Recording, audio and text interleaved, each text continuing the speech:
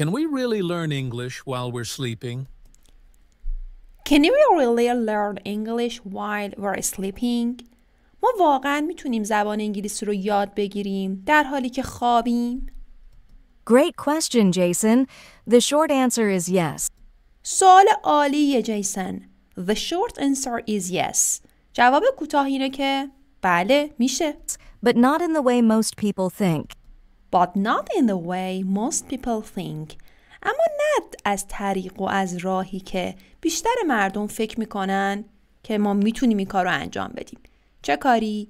یادگیری انگلیسی در حال خواب. You won't wake up fluent in English overnight. You won't wake up fluent in English overnight. تو قرار نیست که fluent یعنی کسی که خیلی روون انگلیسی صحبت میکنه. تو روون و راحت به انگلیسی صحبت نمی کنی وقتی که از خواب بیدار میشی. But your brain does continue to process information while But your brain does continue to process information. اما مغزت ادامه میده. چی رو؟ پردازش اطلاعات رو. یعنی شما میخوابی و مغزت پردازش اطلاعات رو ادامه میده. While در حالی که you sleep. That's fascinating. While you sleep در حالی که شما خوابی. پس چی شد؟ مغز شما اطلاعات رو پردازش میکنه وقتی شما خوابیم. And that's fascinating. و این فوق‌العاده است. So, what exactly happens in our brains when we sleep? What exactly happens in our brains when we sleep? دقیقاً چه اتفاقی میفته توی مغزمون وقتی ما خوابیم؟ Well, when we sleep, وقتی ما خوابیم our brain goes through different sleep cycles. Our brain goes through different sleep cycles. مغز ما به سایکل های مختلف خواب میره. سایکل میشه چرخه. به چرخه های مختلف خواب میره. اولش خوابمون سبکه و بعد وارد دیپ سایکل میشیم. یعنی وارد چرخه سنگین خواب میشیم. پس مغز ما goes through different sleep cycles. Including deep sleep and REM sleep.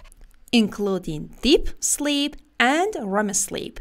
Deep sleep میشه خواب عمیق and REM sleep هم اون خوابی که خیلی عمیق نیست. REM sleep بهش میگن. During these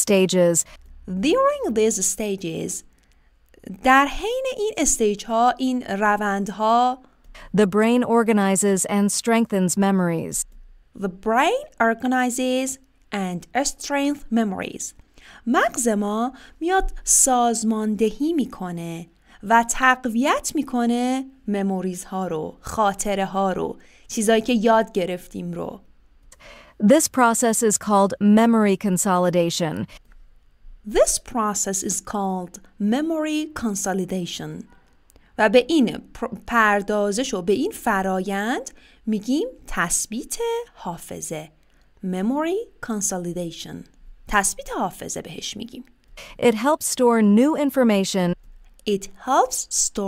new information.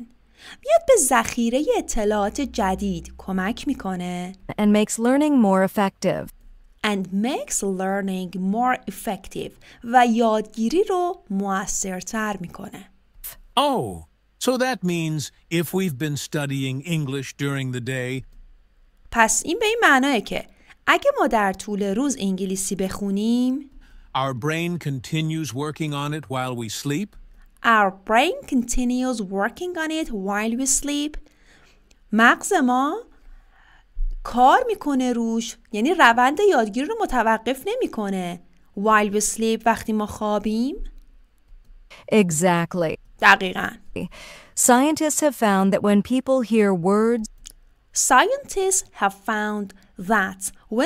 hear words, دانشمندا فهمیدن، دریافتند که وقتی مردم کلمات رو میشنون، phrases or even music during sleep, hear words کلمات، phrases عبارات or even music یا حتی موسیقی رو در حالی که خوابن their brains react to them. مغزشون واکنش نشون میده به اینا که دارن میشنون. This means that if you listen to English conversations, This means that if you listen to English conversations و به این معناست که اگه تو به مکالمات انگلیسی گوش بکنی وقتی خوابی، vocabulary, or phrases while sleeping, vocabulary or phrases while sleeping به لغات و عبارات گوش بکنی while sleeping در حالی که خوابی، your brain may reinforce what you've already learned.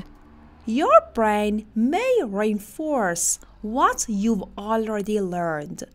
ممکنه که مغز شما تقویت بکنه چیزی رو که یاد گرفتین. دقت بکنیم، باید یادش گرفته باشیم و در حین خواب اون رو تقویت بکنیم. نه اینکه بیایم وقتی میخوایم بخوابیم به یه چیز کاملا جدید گوش بکنیم. در ادامه توضیح میده. That's incredible. Are there any studies that prove this? That's incredible. باور نکردنیه. Are there any studies that prove this? هیچ تحقیقاتی هم وجود داره که این ادعا رو ثابت بکنه؟ Yes, there was an interesting study Yes, there was an interesting study. گفت یه تحقیقات جالبی وجود داره conducted by Swiss researchers که توسط محققان سوئیسی جمع‌آوری شده. حالا من توضیح میده که این محققان سوئیسی چیکار کردن که ثابت کردن مغز ما یادگیری رو در حین خواب ادامه میده. conducted by Swiss researchers. They had two groups of people study a foreign language. They had two groups of people study a foreign languages. اونا اومدن به 2 گروه از آدما گفتن که شما یه foreign language، یه زبان خارجی رو بخونین. 2 گروه کردن و خب اینا شروع کردن زبان خوندن. One group listened to the words while sleeping. One group listened to the words while sleeping. یه گروه گوش کردن به کلماتی که داشتن میخوندن وقتی که خواب بودن. And the other didn't. و یه گروه دیگه هم نه. در حینی که خواب بودن به چیزی گوش نکردن. Guess what? حدس بزن چی شد؟ The group that listened to the words during sleep The group that listened to the words during sleep. اون گروهی که به کلمات گوش کردن در حالی که خواب بودن remembered them better the next day. Remember them better the next day. لغات رو روز بعدش بهتر به یاد می آوردن. Wow, that's amazing. That's amazing. بی‌نظیر، فوق‌العاده است. So, this proves that our brains can absorb information? This proves that our brains can absorb information. خب پس این ثابت میکنه که مغز ما میتونه اطلاعات رو جذب بکنه Passively while we sleep. passively while we sleep. passively یعنی وقتی که ما غایبیم، حضور نداریم. وقتی که خوابیم میتونه اطلاعات رو جذب بکنه وقتی که ما خوابیم. Exactly. But there's one important thing to remember. Exactly, but there is one important thing to remember. دقیقاً این اتفاق میافته. اما یه نکته مهم هست که باید به یاد داشته باشیم. Sleep learning works best as a supplement to active learning. آها. Sleep learning works best as a supplement to active learning. یادگیری در حین خواب به عنوان مکمل یادگیری فعال عمل میکنه. یعنی یادگیری فعالمون باید در طول روز اتفاق بیفته و یادگیری که غیر فعاله در حالی که خوابیم. You still need to practice speaking. You still need to practice speaking. هنوزم نیازه که تمرین بکنی. Speaking رو، writing and listening during the day. writing رو و listening رو during the day در طول روز. پس تمرین کردن رو نمیتونیم متوقف کنیم. Speaking, writing, listening, reading رو در حالی که بیداریم تمرین میکنیم. That makes sense. آها, that makes sense. این منطقیه. واقعا منطقیه. So, if someone wants to use this technique, If someone wants to use this technique, اگه یه نفر بخواد از این تکنیک استفاده بکنه, what's the best way to do it?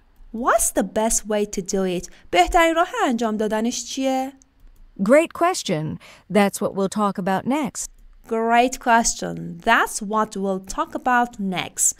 سوال عالی. این چیزیه که الان در موردش صحبت میکنیم. How to use this method effectively for English learning. How to use this method effectively for English learning. چجوری از این متد استفاده بکنیم برای یادگیری انگلیسی. کلمه effectively یعنی به طور مؤثر از این متد استفاده بکنیم. حالا واقعا روش مؤثرش چیه؟ All right, ببینیم چیه. now that we understand the science behind learning while sleeping, Now that we know the science behind learning while sleeping. ما الان علمش رو میدونیم که دلیل علمیش چیه که ما یاد میگیریم، یادگیری رو ادامه میده مغز ما در حالی که خوابیم. let's talk about how to actually use this method for English learning. خب حالا بیا در موردش صحبت بکنیم که چجوری از این متد استفاده بکنیم که انگلیسی یاد بگیریم. Julia, what's the first step? جولیا، پله اول، قدم اول چیه؟ The first step is choosing the right type of content. The first step is choosing the right type of content.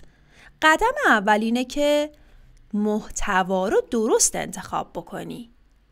Not all English audio is good for sleep learning. Not all English audio is good for sleep learning. تمام فایل‌های صوتی انگلیسی برای یادگیری در خواب خوب نیستن، مؤثر نیستن. You want something clear? You want something clear. شما به یه چیز واضح نیاز دارین. یه چیز واضح و مشخص میخواین. Slow and repetitive so your brain can process it easily. چیزی که slow and repetitive باشه، هم آهسته صحبت بکنه و هم تکرار بکنه. repetitive. So your brain can process it easily.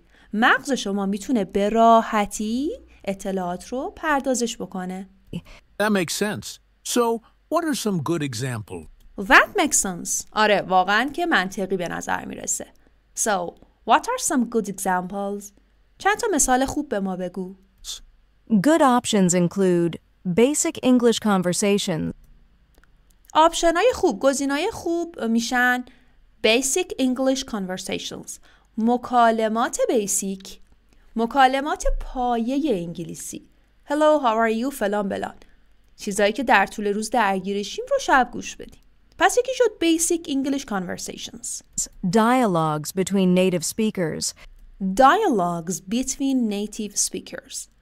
دیالوگ بین آدمایی که انگلیسی زبان مادریشونه.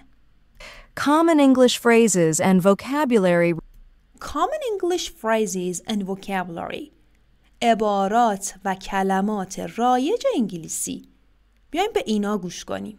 repeated words help memory, Repeated words help memory. کلمات تکراری به حافظه ما کمک میکنن. sleep-friendly podcasts or audiobooks with slow, clear pronunciation, آها. بیایم پادکست های اسلو گوش بکنیم یا آدیو بوکایی که clear pronunciation دارن. یعنی تلفظ واضح دارن. آدیو بوکایی که اسلو هستن، آرومن و clear pronunciation دارن. تلفظشون خیلی واضحه. یا حالا ادامش میگه positive affirmations in English. از کلمات از جملات مثبت در انگلیسی استفاده بکنیم. positive حالا مثالشو affirmations in میگه. English for confidence building, از جملاتی که برای confidence building استفاده بکنیم. یعنی برای ساختن اعتماد به نفس. مثلا I can speak English. یه همچین جملاتی رو میگه. I love that. I love that. من اینو خیلی دوست دارم.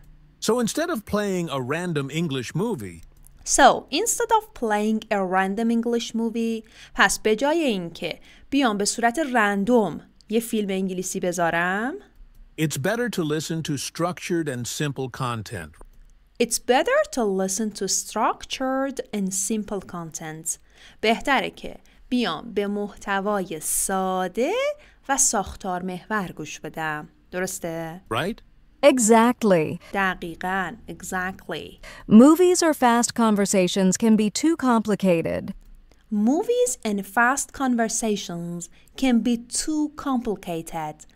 فیلم ها و مکالمه های سریع میتونن خیلی پیچیده باشن. And your brain might struggle to process them while اینا حالا من انگلیسیشو نمیگم.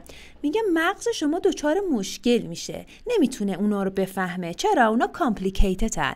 خیلی پیچیدن. وقتی که خوابه مغزت نمیتونه پروسس بکنه این اطلاعات رو. نمیتونه پردازش بکنه این اطلاعات رو. sleeping. Got it. فهمیدم. Got it. Now, after choosing the right content, After choosing the right content میگه بعد از اینکه یک محتوای درست رو انتخاب کردیم what's the next step? قدم بعدی چیه؟ What's the next step? The second step is setting up your environment properly. The second step is setting up your environment properly. قدم بعدی اینه که محیطتون رو درست انتخاب کنین، درست تنظیمش کنین، ستاپش بکنین. محیطی که توش میخواین بخوابین رو درست و مناسب انتخاب بکنین. You need to 1.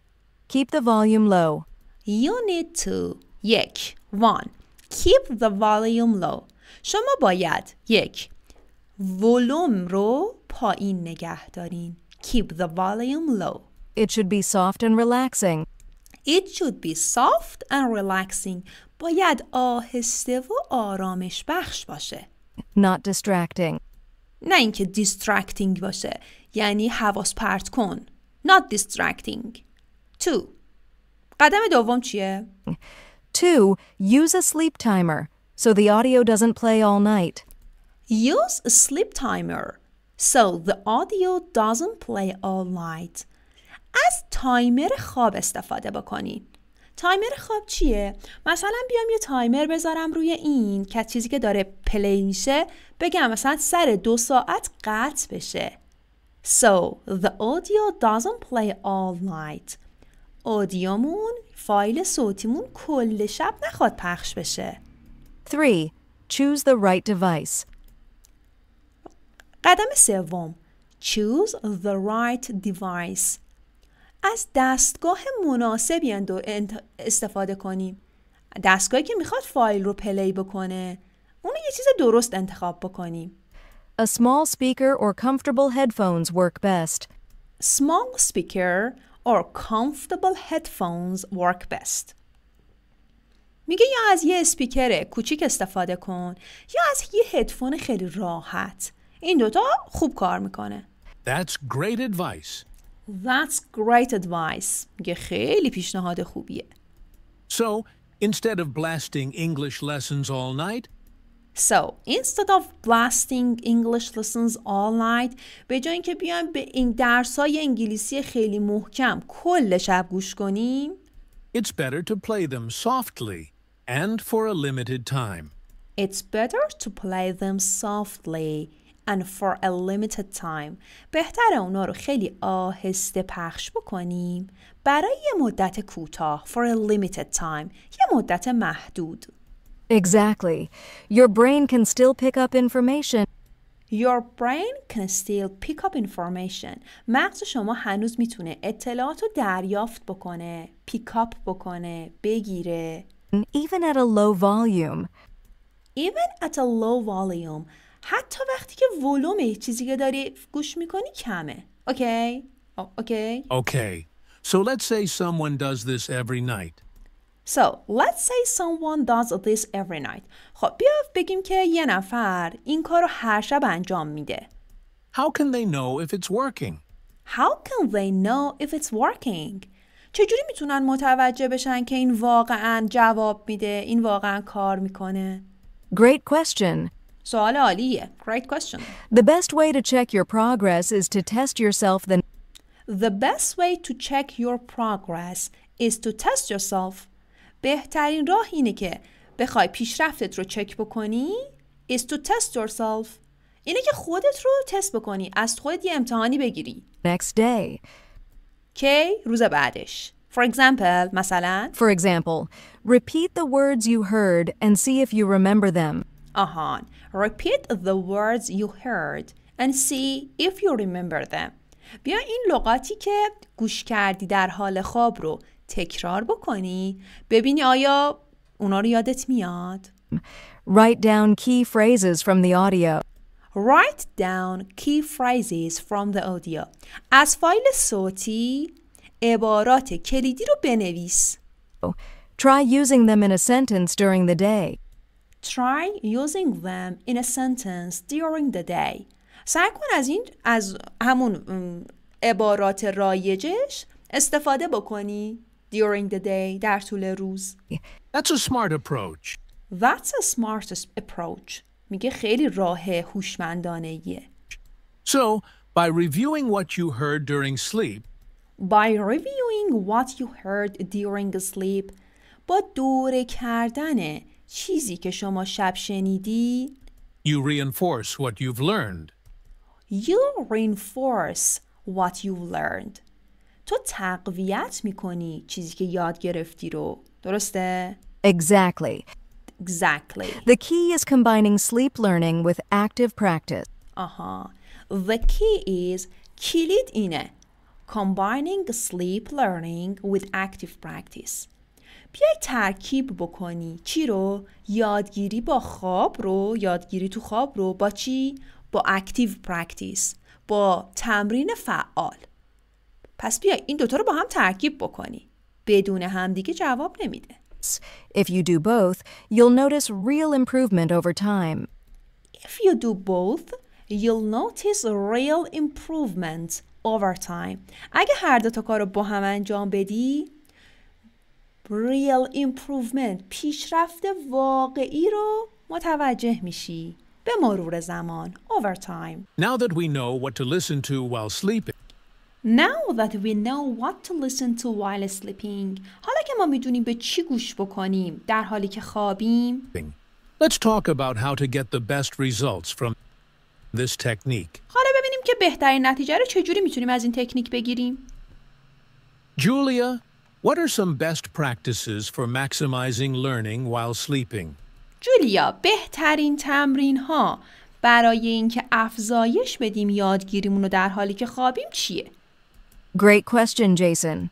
Great question, Jason. سوال عالیه. If you want to make sleep learning truly effective, If you want to make sleep learning truly effective, اگه میخوای واقعاً یادگیری تو خواب رو به صورت مؤثر انجامش بدی you need to follow a few key steps.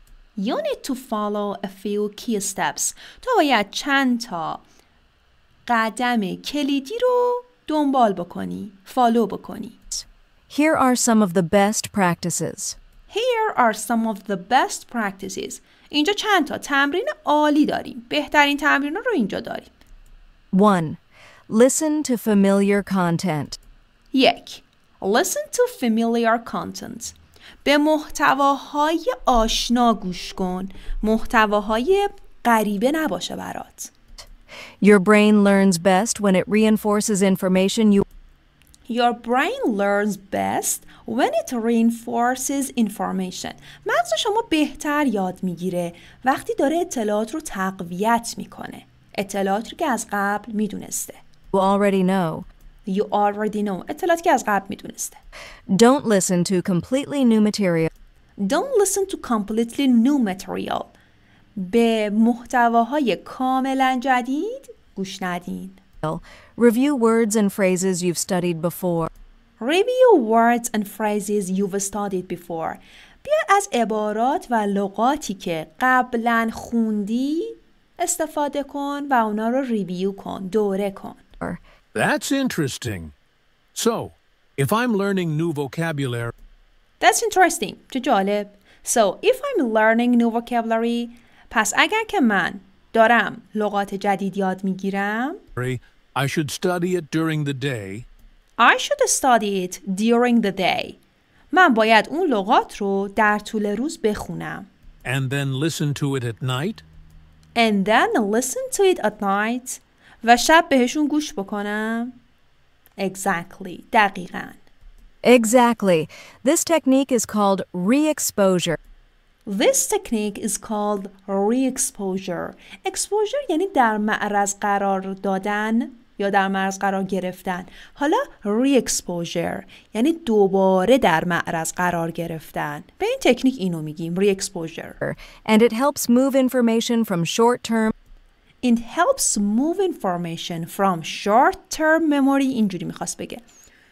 میاد اطلاعات رو از حافظه کوتاه مدت به حافظه بلند مدت منتقل میکنه. To long-term memory. To long-term memory. از short-term memory یعنی حافظه کوتاه مدت اطلاعات رو میبره به long-term memory به حافظه بلند مدت. 2.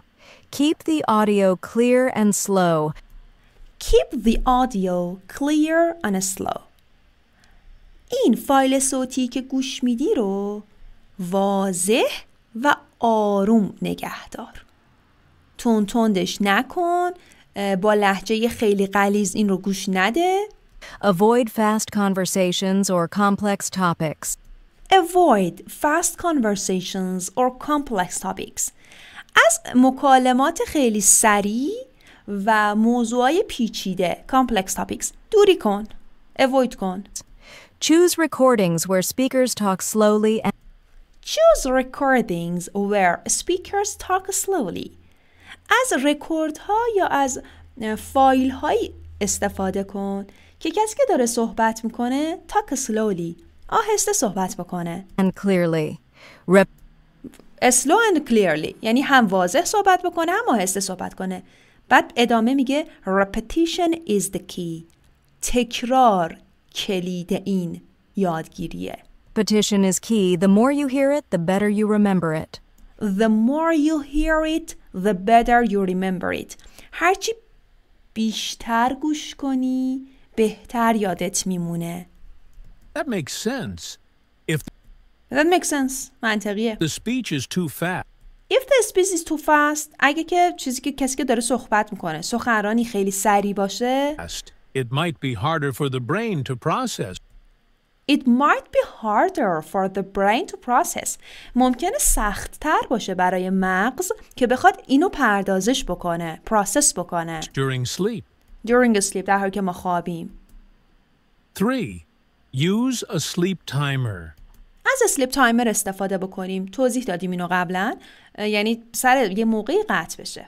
Instead of playing audio all night, به جای اینکه بیایم فایل صوتی رو کل شب پخش بکنیم، set a sleep timer for about 1 to 2 hours. Set a sleep timer for about 1 or 2 hours. یه اسلیپ تایمر بیایم تنظیم بکنیم برای 1 ساعت یا 2 ساعت. This helps prevent disruptions to your deep sleep cycle. میاد جلوگیری میکنه از اینکه بخواد به خواب عمیقتون صدمه بزنه. Oh, that's a smart tip. That's a smart tip. یه پیشنهاد خیلی هوشمندانه است. Some people think they need to listen all night, بعضی از مردم فکر میکنن کل شب باید گوش کنن. but that might not be the best approach. اما این واقعا بهترین متدش نیست، بهترین روشش نیست. 4. Combine sleep learning with active practice. بیا این دوتا رو ترکیب کن. یادگیری در خواب و یادگیری فعال وقتی بیداری رو ترکیب کن. Sleep learning works best when combined with speaking, Sleep learning یادگیری در خواب بهتر اتفاق میفته وقتی بیاد ترکیب بشه with speaking با writing, speaking and listening practice during the day. writing listening. بیای از رایتینگ و لیسنینگ و اسپیکینگ رو در طول روز تمرین بکنی و ترکیبش بکنی با چی؟ با سلیپ لرنینگ. اون وقتی که جواب میده